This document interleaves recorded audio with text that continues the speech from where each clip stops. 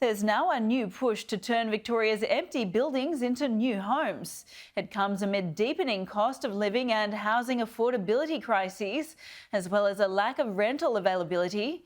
The Andrews government is considering cutting land taxes for developers who can convert empty properties into low-cost accommodation.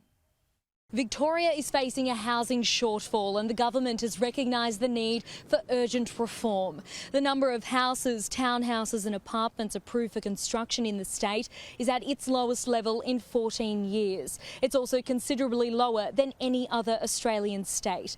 According to The Age today, the government is considering fast-tracking this process and also considering cutting land tax for landlords and developers to convert vacant buildings into emergency shelters. Premier Daniel Andrews says it's about getting more housing stock into the market because more housing stock will mean there's downward pressure on prices.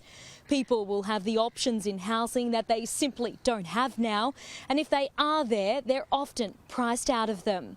Now, Housing All Australians is a group leading the push to the government to even bypass local government when it comes to construction approval.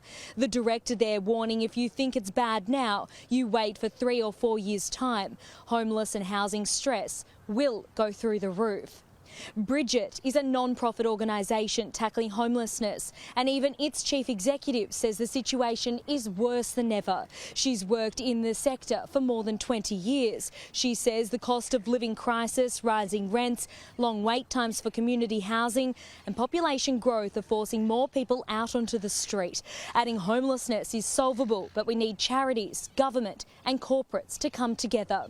Major housing reforms are expected to be handed down by the government later on this year, which of course will be welcome news for many people who are doing it tough in the state right now.